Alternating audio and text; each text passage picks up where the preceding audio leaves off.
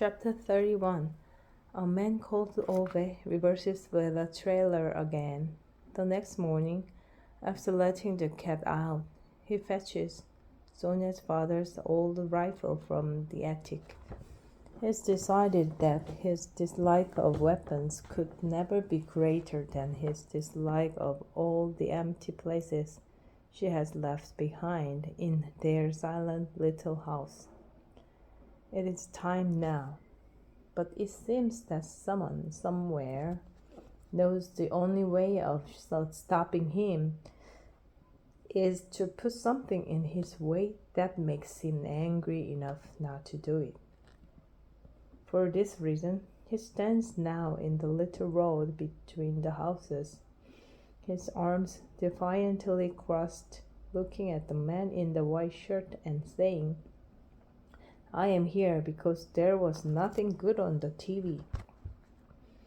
The man in the white shirt has been observing him without the slightest hint of emotion through the entire conversation. In fact, whenever Ove has met him, he has been more like a machine than a person. Just like all the other white shirts Ove has run into in his life. The ones that said Sonia was going to die after the coach accident. The ones that refused to take their responsibility afterwards. And the ones who refused to hold others responsible. The ones who would not build a mobility ramp at the school. The ones who did not want to let her work. The ones that went through paragraphs of small print to root out some clause, meaning they wouldn't have to pay out any insurance money. The ones who wanted to put her in a home. They had all had the same empty eyes, as if they were nothing but shiny shells walking round, grinding away at normal people and pulling their lives to pieces. But when Ove says that the thing about there being nothing good on the TV, he sees a little twitch at the temple of the white shirt, a flash of frustration, perhaps, amazed anger, possibly, pure disdain, very likely. It's the first time Ove has noticed that he's managed to get under the skin of the white shirt, of any white shirt at all. The man snaps his jaws shut, turns around and starts to walk away, not with the measured, objective steps of a council employee in full control, but something else, with anger, impatience, vengefully. Ove can't remember anything having made him feel so good in long time. Of course, he was supposed to have died today. He had been planning to calmly and peacefully shoot himself in the head just after breakfast. He tidied the kitchen and let the cat out and made himself comfortable in his favorite armchair. He'd planned it this way because the cat routinely asked to be let out at this time. One of the few traits of the cat that Ove was highly appreciative of was its reluctance to crab in other people's homes. Ove was a man of the same ilk. But then, of course, Pavane came banging on his door as if it was the last functioning toilet in the civilized world, as if what woman had nowhere to wear at home. Ove put the rifle away behind the radiator so she wouldn't see it and start interfering. He opened the door and she more or less had to press her telephone into his hand by violent means before he accepted it. "What is this?" Ove wanted to know, the telephone held between his index finger and his thumb as if it smelled bad. "It's for you," groaned Pavane. holding her stomach and mopping sweat from her forehead, even though it was -degrees outside. That journalist. What do I want with her telephone? God, it's not her telephone, it's my telephone. She's on the line, Pavan said impatiently. Then, before he could protest, she squeezed past him and headed for his toilet. Yes, said Ove, lifting the telephone to within a few centimeters of his ear, slightly unclear about whether he was still talking to Pavane or the person at the other end. Hi, yelled the journalist woman, Lena. Ove felt it might be wise to move the telephone further away from his ear. So are you ready to give me an interview now? She went on in a gung-ho tone. No, said Ove, holding the telephone in front of him to work out how to hang up. Did you read the letter I sent you? Or the newspaper? Have you read the newspaper?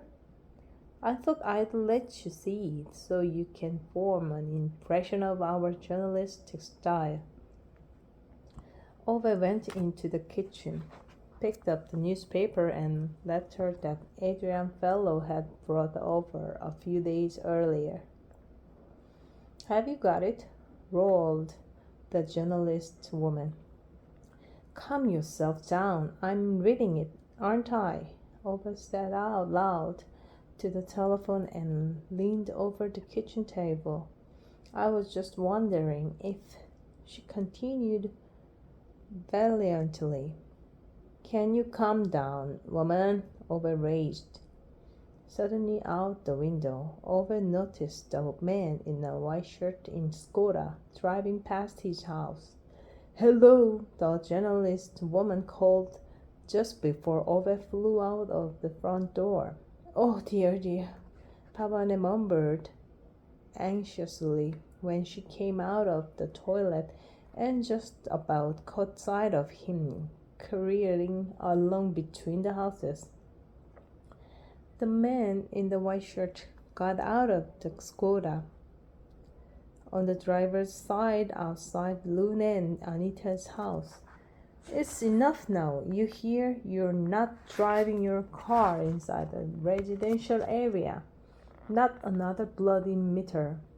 You got it? Shouted Ove in the distance, long before he'd ever even reached him. The little man in the white shirt, in a most superior manner, adjusted the cigarette packet in his breast pocket while calmly meeting Ove's gaze. I have permission. Like hell you do.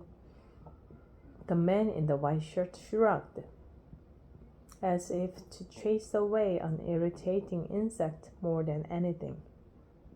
And what exactly are you going to do about it, Ove? The question actually caught Ove off balance again. He stopped, his hands trembling with anger, at least a dozen pieces of invective at his disposal.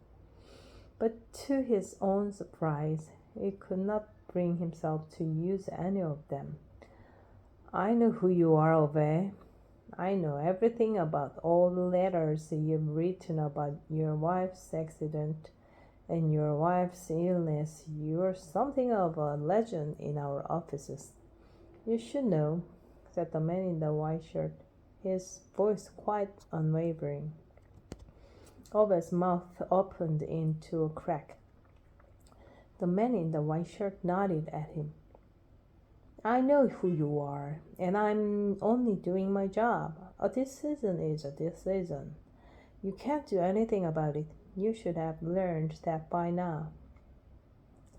Ove took a step towards him, but the man put up a hand against his chest and pressed him back, not violently, not aggressively, just softly and firmly, as if the hand did not belong to him, but was directly controlled by some robot at the computer center of a municipal authority. Go and watch some telly instead, before you have more problems with that heart of yours. On the passenger side of the Skoda, the determined woman wearing an identical white shirt stepped out with a pile of paper in her arms. The man locked the car with a loud beep. Then he turned his back on Ove as if Ove had never stood there talking to him. Ove stayed where he was, his fists clenched at his sides and his chin jutting out as if he were an outraised bull elk. The white shirts disappeared into Anita and Rune's house. It took a minute before he recovered himself enough to even turn round. But then he did so with determined fury and started walking towards Pavane's house. Pavane was standing halfway up the little road. "Is that useless husband of yours at home?" Ove growled, walking past her without waiting for an answer. Pavane didn't have time to do more than nod before Ove, in front long strides, reached their front door. Patrick opened it, standing there on crutches, plaster apparently covering half of his body. "Hi, Ove," he called out cheerfully, trying to wave with the crutch, with the immediate effect that he lost his balance and stumbled into the wall. "That trailer you had when you moved in, where did you get it?" Ove demanded. Patrick leaned with his functioning arm against the wall, almost as if he wanted it to look as if he'd meant to stumble onto it. "What? Oh, that trailer? I borrowed it off a guy at work." "Call him. You need to borrow it again." And this was the reason why Ove did not die today, because he was detained by something that made him sufficiently angry to hold his attention. When the man and woman in the white shirts come out of Anita and Rune's house almost an hour later, they find that their little white car with the council logo has been boxed into the little cul-de-sac by a large trailer. A trailer which someone, while they were inside the house, must have parked exactly so it blocks the entire road behind them. One could almost think it had been done on purpose. The woman looks genuinely puzzled, but the man in the white shirt immediately walks up to Ove. "Have you done this?" Ove crosses his arms and looks at him coldly. "No." The man in the white shirt smiles in a superior manner, the way men in white shirts, who are used to always having things their own way, smile when someone tries to disagree with them. "Move it at once." "I don't think so," says Ove. The man in the white shirt sighs, as if the threatening statement he makes after that was directed at a child. "Move the trailer, Ove, or I'll call the police."